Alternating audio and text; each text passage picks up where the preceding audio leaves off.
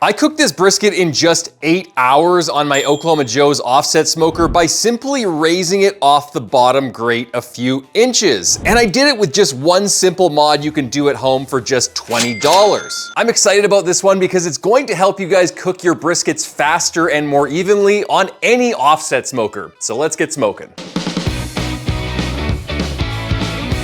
Now, before you guys light me up in the comments, let's address the elephant in the room. You might be thinking, nope, Sherlock, of course you're gonna cook your brisket faster. Hot air rises, so if you cook it higher in the cook chamber, it's going to cook faster. That's not the full story though. Let me explain. Offsets don't cook evenly. We have a band of hot air that comes up here that might be at 300 degrees, and then we have a lower band of air that might be at 250 degrees. So let's say you're measuring your temperature here at grate level, and that is 250 degrees. So we'll have a zone of 250 degrees right here.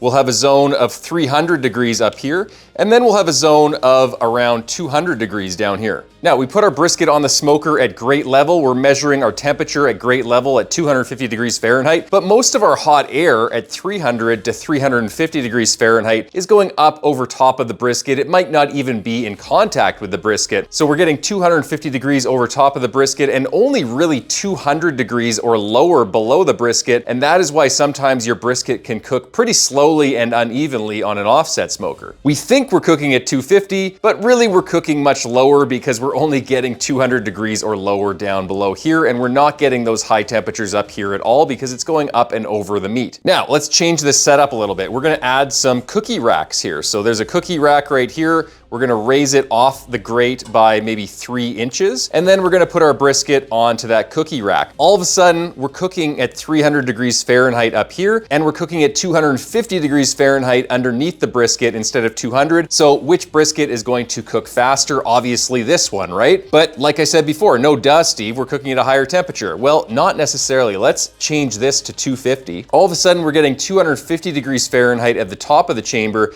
Now at grate level, we might be getting 225 degrees Fahrenheit, and down below, we're still probably getting 200 degrees Fahrenheit. But on average, what we're getting now is because that 225 degree zone is below the brisket and we're getting 250 degrees up top. So instead of measuring at grate level here, now we're measuring at the top of the chamber. So we have a probe that is going up here, or we're just using the dome thermometers right here that are close to the top of the chamber. We're managing our fire at 250 degrees Fahrenheit, and we're cooking our brisket pretty close to 250 degrees Fahrenheit instead of getting 250 right here and 200 degrees or below the brisket. Therefore, we're cooking the brisket at the same measured temperature. We're just getting better airflow all the way around it, and therefore the brisket is going to cook faster and more evenly. Nice theory, Steve, but does it actually work? That's why we're gonna do an experiment to test it out. Quick trim and season with my Smoke Trails BBQ brisket rub and a bit of kosher salt. Then it goes on the smoker at grate level, point to the firebox, lighting up my Oklahoma Joe's Longhorn offset smoker with some charcoal and cherrywood splits. I'm going to aim for 250 at grate level for the first 4 hours of the cook. So here's where I'm measuring grate level temps, that probe right in line with the top of the brisket at grate level.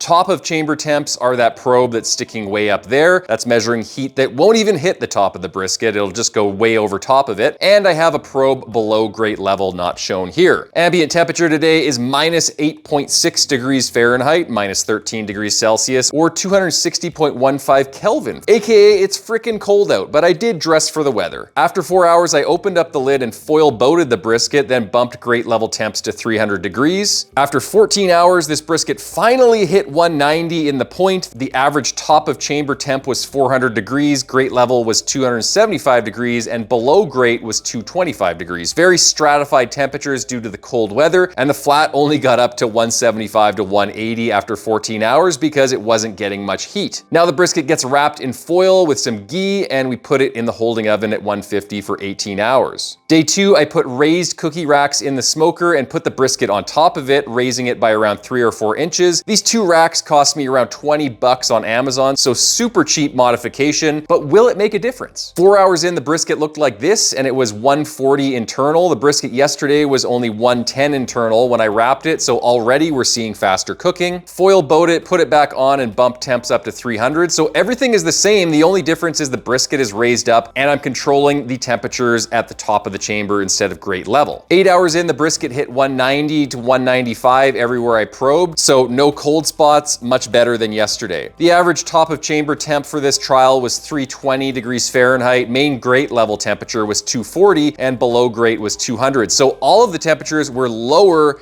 than what we cooked at yesterday when the brisket was at grate level, and the brisket still cooked in 8 hours as opposed to 14 hours. That's 75% faster cooking. Wrap it, hold it, and we're moving on to the comparison. Both briskets were very similar, same color, same rendering. The cookie rack brisket didn't have any burnt edges or anything you might worry about from cooking it higher in the cook chamber. Cutting into these briskets, they were super juicy and delicious. The only difference between the two was one took 8 hours and the other took 14 because the faster cooking one was raised up higher in the cook chamber on the cookie rack, and it got heat all around it instead of just heat above it. So does this mean that everyone with an offset smoker should raise the briskets up in their main chamber? Not necessarily. If you have an offset smoker that already has an upper rack, or maybe you have a baffle that shoots hot air below your meat, then you might not need this. Or if you're using a reverse flow offset that already has a hot baffle below your briskets. But for everyone else, including those of you with offset smokers that have stacks at great levels, I still find a huge improvement with raising the briskets up a few inches using a cookie rack in the main chamber.